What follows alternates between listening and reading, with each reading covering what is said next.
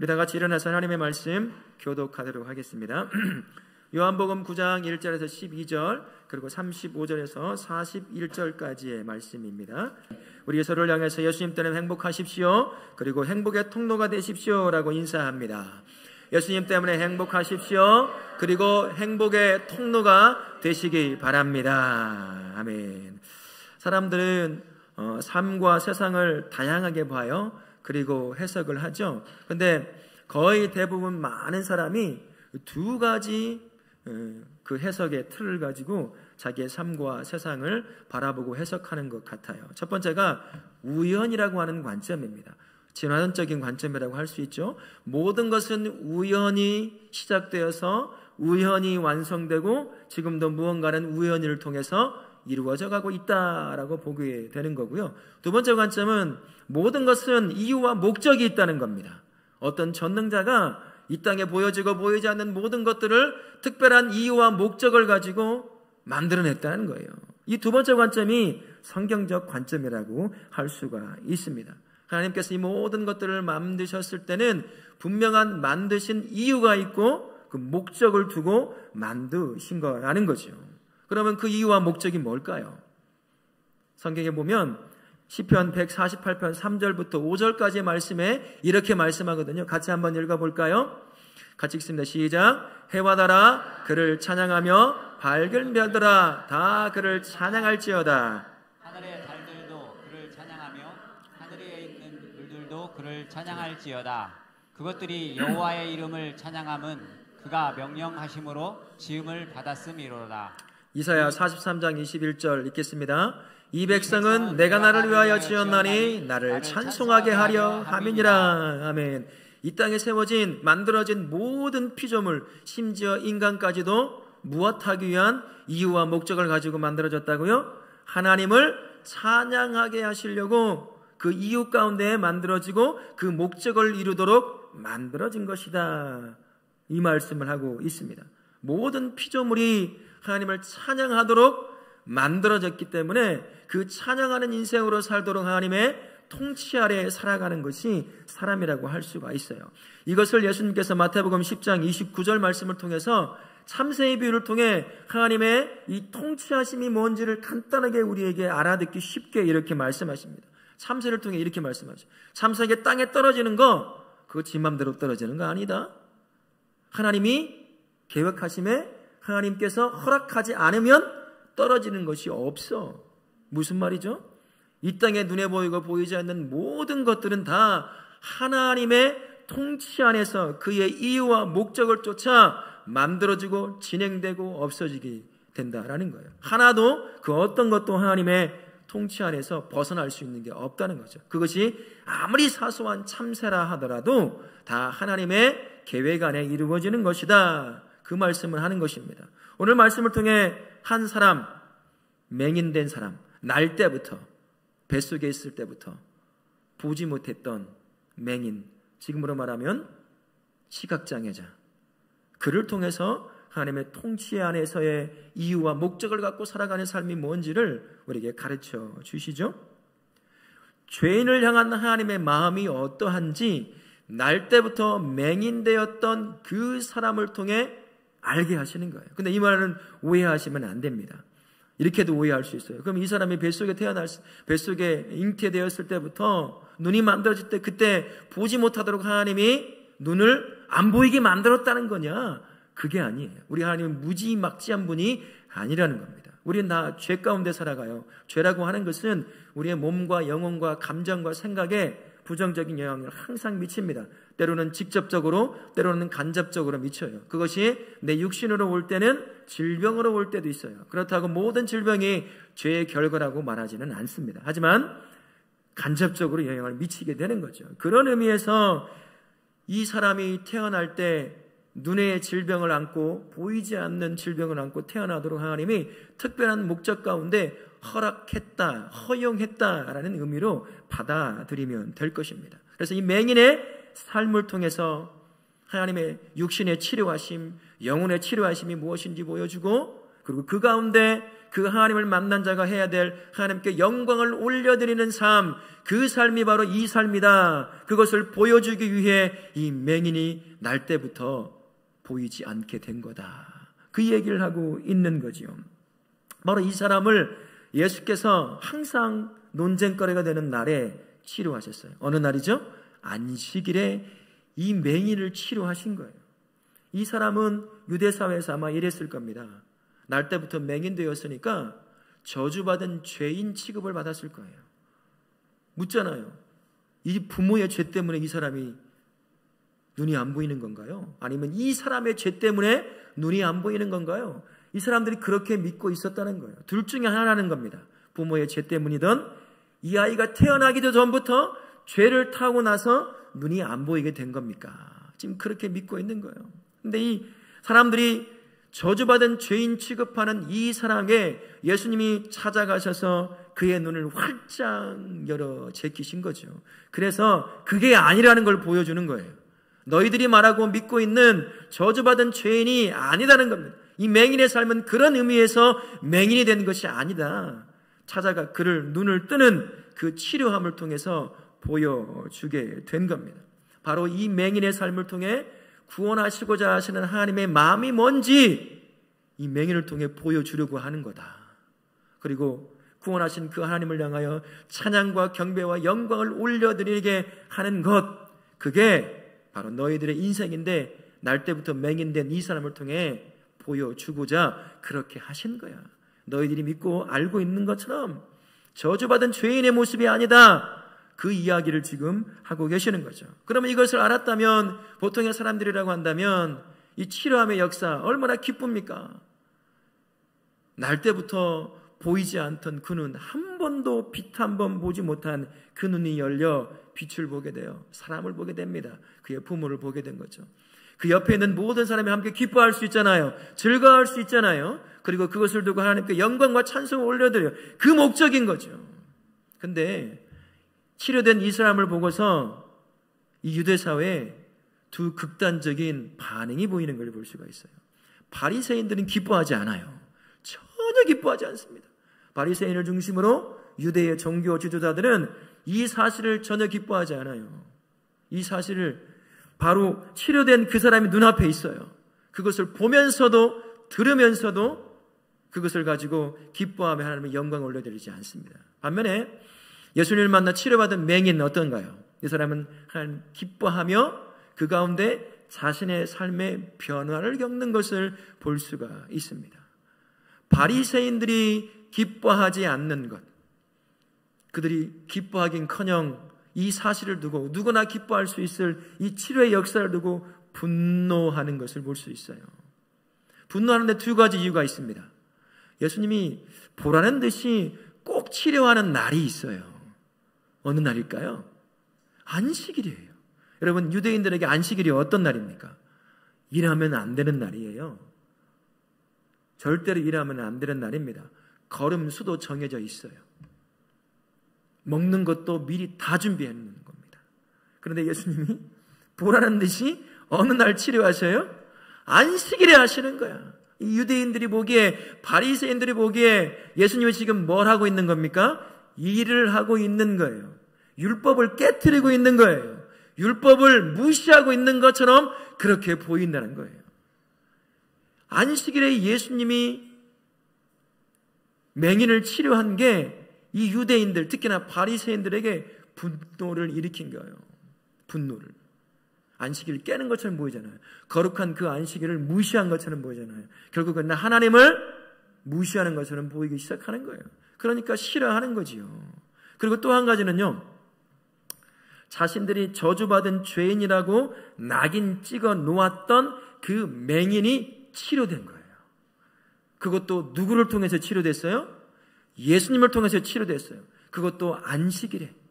자기들이 날 때부터 보이지 않는 이 사람을 두고 야, 저주받은 죄인이구나 라고 얘기했던 그 사람이 자기들이 잡아 죽여야 될 예수가 안식일에 이 맹인을 치료해버렸어요.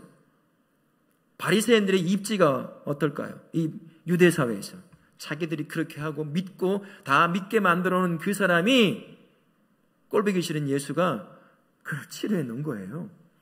바리새인들의 입지가 어떨까요? 자기들의 말이 신뢰가 없는 거죠. 입지가 좁아지기 시작하는 거예요. 그러니 그 기뻐하며 함께 하나님께 영광을 올려드려야 할 이 놀라운 역사를 두고 기뻐하지 않는 거예요. 하나님께 영광을 올려드리지 못하는 거죠. 이 바리새인들의 이 분노를 한 단어로 만들면 이런 단어가 될 수 있습니다. 시기 질투라고 하는 단어예요. 이들은 예수님이 가르치고 난 그 이후부터 한 번도 빠짐없이 예수님에 대한 시기와 질투를 가지고 살던 사람이었습니다. 시기와 질투가 극에 달하니까 예수님을 봐야 될 눈이 가려지기 시작하는 거예요. 복음을 들어야 될 귀가 막히기 시작하는 겁니다. 그러다 보니까 하지 말아야 될 죄를 짓는 것을 볼 수 있어요. 그리고 제가 길어서 다 읽지는 않았지만 13절부터 34절에 예수님의 치료를 받은 맹인이 바리새인들의 불림을 받아서 그들 앞에서 신문을 당하고 있는 거예요. 그 장면입니다. 이 장면 가운데 이 바리새인들을 중심으로 한 유대의 종교 지도자들이 무슨 죄를 저지르고 있는지가 드러나요. 이 맹인을 데려다가 신문하는 이유가 뭘까요? 지금 예수님의 꼬투리를 잡아야 돼요. 하나를 잡았잖아요. 안식일에 치료한 것을 잡아냈어요. 이 능력이 어디서 왔는지 찾아야 됩니다. 하나님에게서 왔다면 난리 나는 거니까 귀신에게 왔다고 해야 돼요. 그래서 이 사람을 통해 그 증거를 잡아내야 돼요. 예수를 잡을 악의적 의도를 가지고 증거를 잡아내는 것이 바로 이 치료받은 맹인을 두고 하고 있는 신문입니다. 그리고요, 치료받은 맹인의 부모가 불려왔습니다. 증거를 잡으려고 하는 그들에게. 그럴 때 들통나는 게 있어요. 이미 이 바리새인을 중심으로 해서 유대 사회에 예수님을 믿는 누구든 유대교에서 출교한다. 여러분, 유대교에서 유대인이 출교당하면 어떤 걸까요? 그는 죽은 사람이라고 생각하는 거예요. 하나님의 사람이 아닌 거예요. 끝난 인생이라고 여기는 겁니다. 그러니 얼마나 유대 사회의 사람들이 겁을 먹었겠어요. 함부로 말 못해요. 자기의 자식이 치료가 됐어요. 평생 죄책감을 갖고 살았어야 될 부모, 그가 눈이 열려서 엄마 나 볼 수 있어 라고 했을 때 누가 가장 기뻐하겠습니까? 그의 부모잖아요. 기뻐 춤출 거 아닙니까? 여기저기 다니면 내 아들이 눈을 떴다. 근데 신문하는 과정을 보십시오. 한 말 못해요. 내 자식에게 물어보라. 알고 보니 무슨 일이 있었어요? 유대 사회에 예수 믿으면 출교시킨다고 하는 강력한 경고가 이미 내려진 상태예요. 그러니 자신의 자식을 치료한 그 예수님 앞에 가서 감사와 경배와 기쁨을 올려드리지 못하는 거예요. 만나지도 못하는 거죠. 바리새인이 그런 죄를 저지르고 있었어요. 자신들도 예수를 안 믿을 뿐만 아니라 다른 사람들도 예수님을 기다리던 메시아로 믿고 받지 못하게 만드는 악을 저지르고 있었습니다. 바리새인들이 가면 갈수록 그들의 영적인 눈이 어두워지면서 예수님을 적대적으로 대하고 있는 거예요. 구원이 예수님을 통해 선포되잖아요. 여기저기서 구원의 역사가 일어나잖아요. 그런데 그걸 안 들어요. 막습니다. 제도적으로 막고 강압적으로 막아. 그런 일이 생기는 거죠. 유대 사회에서 예수님을 한 곳에 몰아넣어요. 죄인 취급을 하며 잡아 죽일 궁리만 하고 있는 사람들이 유대의 종교 지도자들, 그 중심에 누가 있냐면 바리새인이라고 하는 사람들이 있었던 겁니다. 이들은 이렇게 살면서 자기들이야말로 진정으로 맹인이라는 것을 스스로 증명해내고 있습니다. 예수님께서 사역을 시작하시면서 말씀을 통해 기적을 통해 수많은 것들을 가르치고 일으켜내셨어요. 시간이 흐를수록 예수님이 기다리던 예언된 메시아라는 사실이 점점 더 분명해지고 있습니다. 그러면 그분을 받아들여야 되잖아요. 그분을 예수로, 그리스도로 영접해야 되지 않겠습니까? 그러나 예수님이 메시아임이 분명해지면 질수록 바리새인들은 더 강팍해지기 시작해요. 끝내 어떻게 합니까? 예수를 잡아 십자가에 못 박아 죽이잖아요. 이게 바로 바리새인들이었어요. 가장 기뻐해야 될 치료의 역사가 일어난 이때 누구도 기뻐하지 않았습니다. 바리새인들은 분노했죠. 이게 바로 기쁨의 치료의 역사가 일어난 이 사건을 두고 바리새인들의 한 반응입니다. 반면에 예수 그리스도를 만난 그리고 치료된 이 맹인은 어떤가요? 그의 삶을 다시 보는 역사가 일어납니다. 그리고 예수님을 더 깊이 만나요. 예수를 믿는 역사가 일어나기 시작을 합니다. 자신의 삶이 비극적인 삶, 가장 비천한 삶이었잖아요. 날 때부터 눈이 보이지 않아요. 그가 할 수 있는 일이 뭐겠습니까? 죽지 못하니 거렁뱅이로 살아서 구걸하는 것밖에 없는 거예요. 저주받은 사람이라고, 죄인이라고 손가락질 당하며 그렇게 죽지 못해 사는 인생, 그 인생을 이제 예수님 안에서 자신이 살아왔던 그 삶을 다시 보기 시작하는 겁니다. 그 안에서 의미를 찾기 시작하는 그런 삶을 살게 되는 거죠. 그런 비천한 인생 가운데 찾아오셔서 치료하신 예수님을 다시 만나요. 더 깊이 만난 사람, 그리고 삶의 변화를 일으킨 사람, 이 사람이 바로 맹인이라고 하는 사람입니다.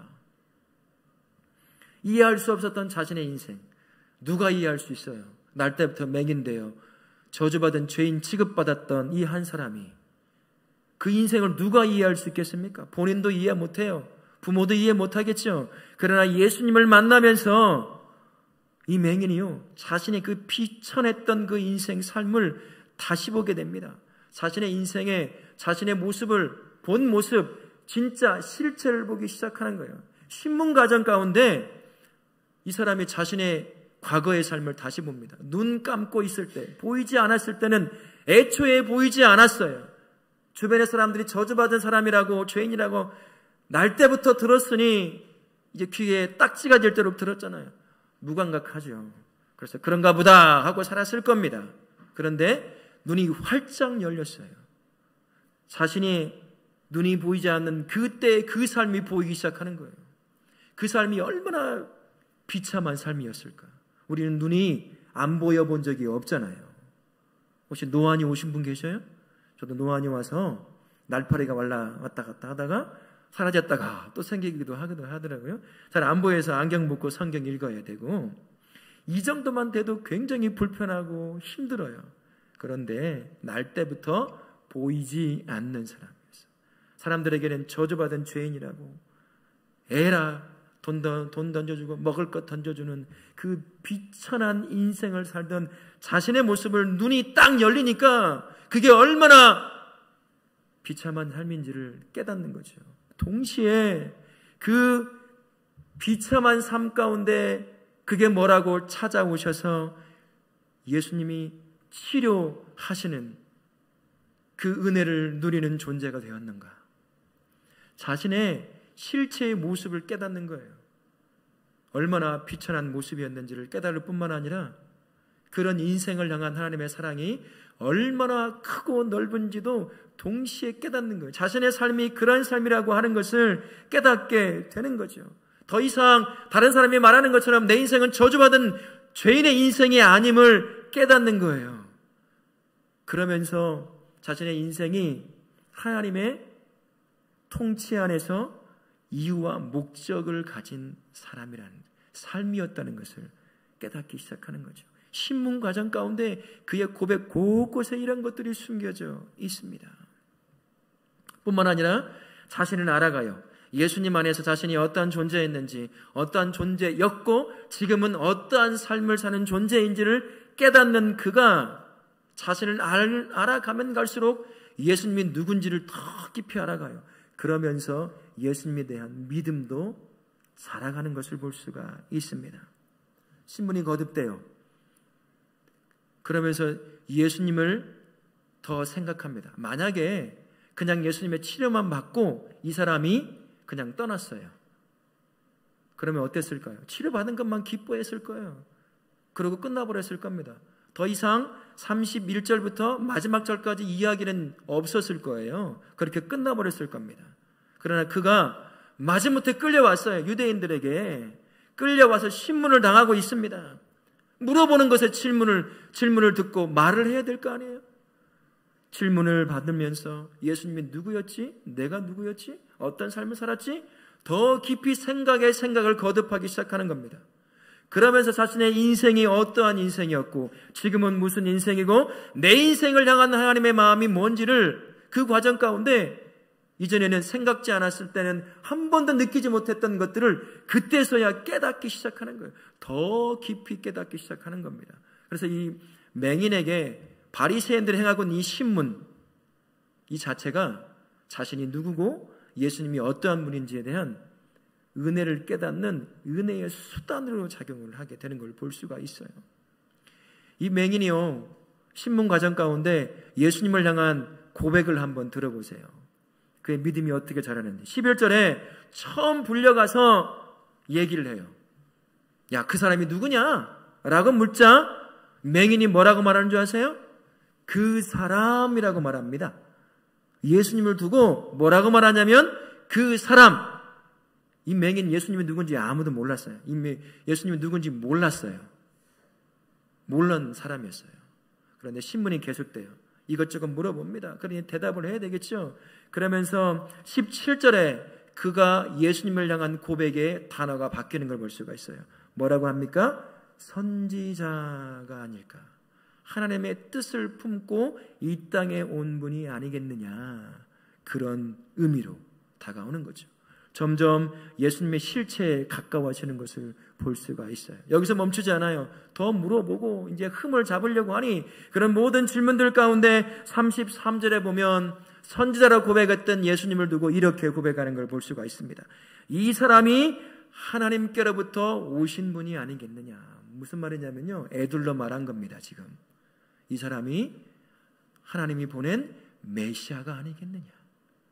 이 고백을 하는 거예요. 결국 쫓겨납니다. 바리새인들에게 쫓겨나자 그 소식을 들은 예수님께서 그를 만나러 가요. 예수님을 만난 이 맹인이 38절에 뭐라고 고백하는지 보십시오. 주여, 내가 믿나이다.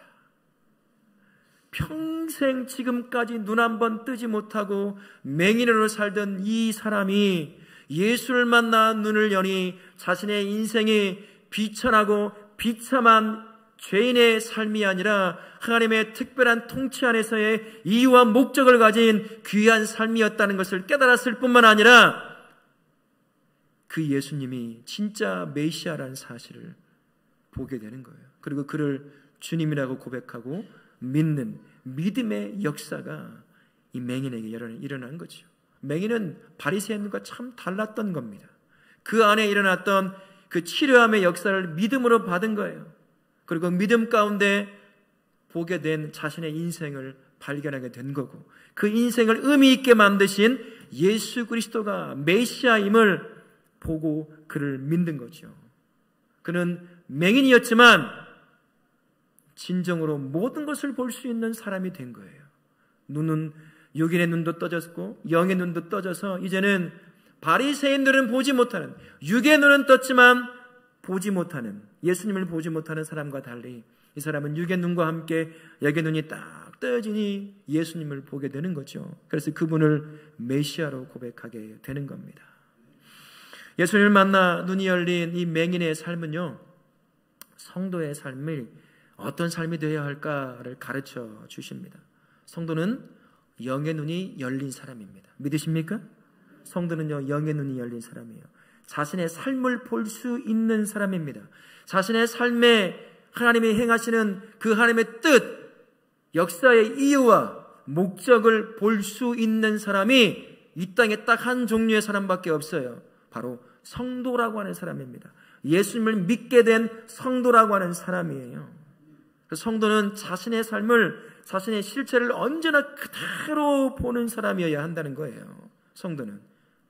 맹인이 자신의 비참한 삶과 그 비참한 삶에도 불구하고 자신은 구원받은 사람이라는 사실을 보았던 것처럼 성도는 그런 사람이라는 겁니다. 성도는 자신의 있는 모습 그대로 보는 거죠.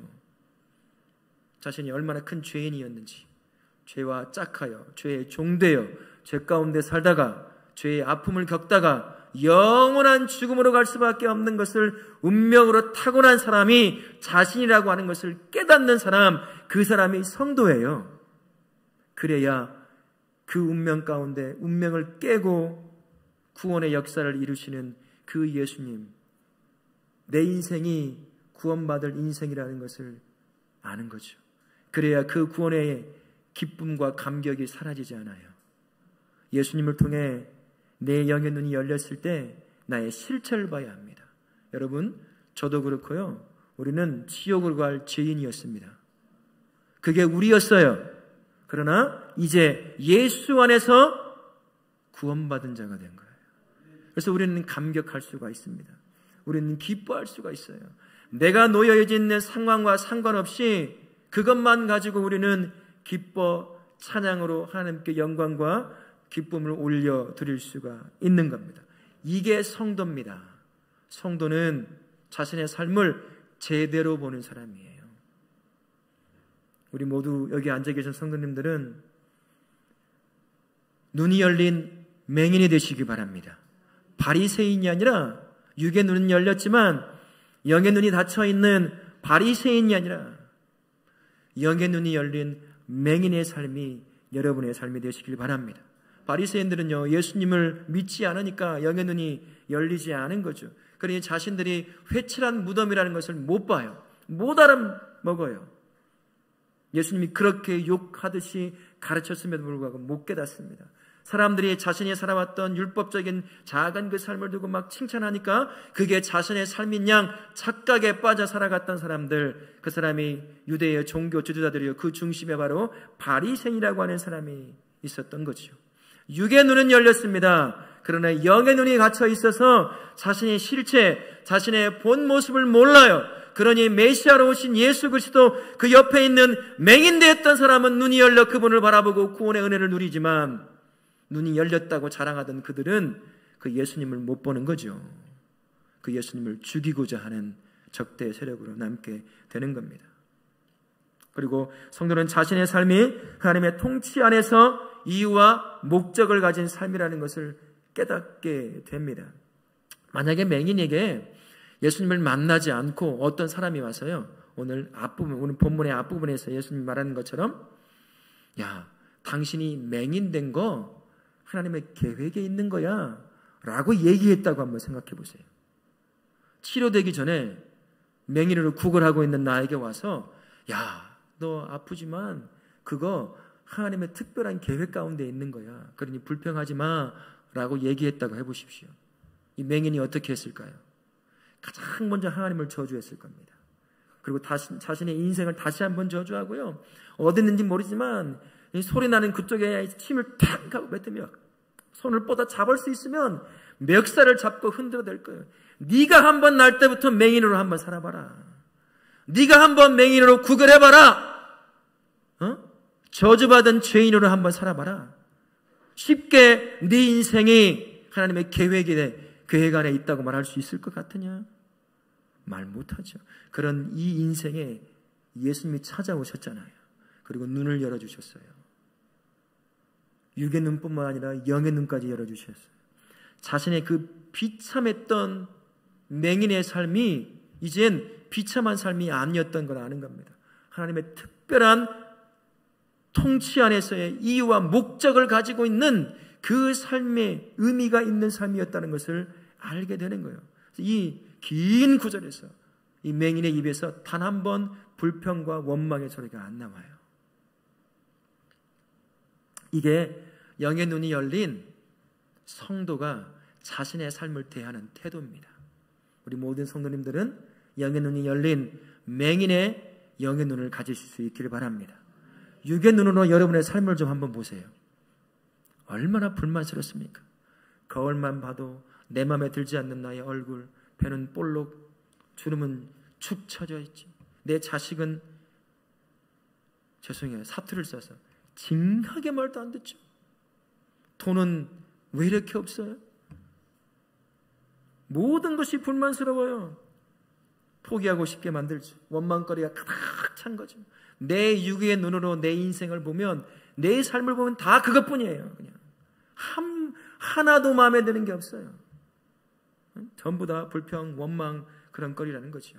그러나 예수님 안에 있는 성도는 영의 눈이 열린 성도입니다. 맹인처럼 눈이 열리니까 그 삶이 비록 아픔이 있는 삶이지만 그 안에 특별한 하나님의 이유와 목적이 있는 삶이라는 것을 발견하게 되는 겁니다. 다르게 보기 시작하는 거예요. 불평과 원망과 조롱과 저주가 아니라 그 삶에 하나님의 의미를 찾아 나서기 시작하게 되는 거지요. 바로 이 맹인처럼. 사랑하는 성도님, 성도라고 하는 사람은 영의 눈이 열린 삶이라는 걸 기억하십시오. 근데 성도가 육의 눈만 가지고 자신의 삶을 보면 안 돼요. 예수님이 없는 인생과 똑같이 살면 되겠습니까? 기도 음악 좀 들어주세요. 성도는 영의 눈이 열려서 내 인생을 제대로 보는 겁니다. 우리가 얼마나 비참한 죄인이었습니까? 있는 것처럼 뻔지르한 삶을 살지만 결국 영원한 죽음으로 갈 수밖에 없는 그런 죄인이었잖아요. 근데 그런 죄인에게 내가 뭐 구원받을 자격이 있었어요? 내가 하나님의 자녀 될 자격이 있었습니까? 아무것도 없어요. 그런 나에게 일방적으로 찾아오셔서 나에게 구원의 은혜를 주셨잖아요. 그게 우리의 삶이에요. 얼마나 감격스럽습니까? 완전히 다른 삶을 살아가는 존재가 우리잖아요. 육의 눈으로만 보면 이거 못 봐요. 다른 것만 보이죠. 돈 많고 잘 사는 사람들만 보이죠. 잘 나가는 사람들의 삶만 보이잖아요. 그러니 불평, 불만, 염려, 걱정, 근심 한 번도 여기서 자유하지 못해요. 왜 이런 말을 하는 줄 아세요? 제가 그러니까 그러는 거예요. 우리는 성도입니다. 영에 눌려있는 성도예요. 내 삶을 제대로 볼 수 있는 사람이라는 거죠. 그 인생에 찾아온 예수님을 볼 수 있는 눈을 가진 사람이 성도라는 사실을 기억하십시오. 이제 추석이라 또 비교당하는 곳으로 가요.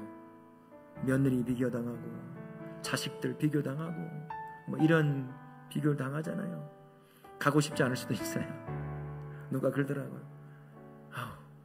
추석은 명절은 왜 이렇게 빨리 오는지 가고 싶지 않다. 근데 만나고 싶지 않고 가고 싶지 않은 그곳, 하나님의 특별한 이유와 목적이 있는 곳이에요. 성도는 그걸 보는 눈을 갖고 있습니다. 그래서 가야 되는 거예요. 그곳에서 하나님이 나를 왜 그곳에 세우고 만나게 하시고 섬기게 하실까?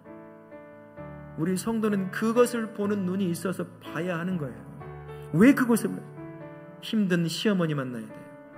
시댁 식구들 만나야 될 수도 있겠죠. 이유가 있습니다. 그 안에 세우신 그 이유를 발견하는 거예요. 나로 인해 하나님의 살아계심을 보여주게 하시고 나로 인해 이 가정을 구원의 길로 인도하게 하시고자 하는 그 하나님의 마음이 있는 거죠. 그것을 깨닫는 자가 하나님의 은혜를 누릴 뿐만 아니라 그것을 깨닫는 자가 예수 그리스도 안에서 큰 기쁨과 감사와 영광을 하나님 앞에 올려드릴 수 있게 되는 겁니다. 성도의 삶이 이런 삶이에요. 바리새인의 삶이 아닙니다. 눈이 열린, 영과 육의 눈이 열린 맹인의 삶, 그 삶이 성도의 삶이라는 것을 기억하시고 여러분이 이번 한 주간 보냄받을 그곳에서 보냄받은 그 이유와 목적을 찾아 순종하심으로 그 순종하는 자에게 누리는 은혜를 누릴 뿐만 아니라 그 자리에서 하나님께 영광을 올려드리는 우리 성도님을 되시기를 예수님의 이름으로 축원합니다. 아멘.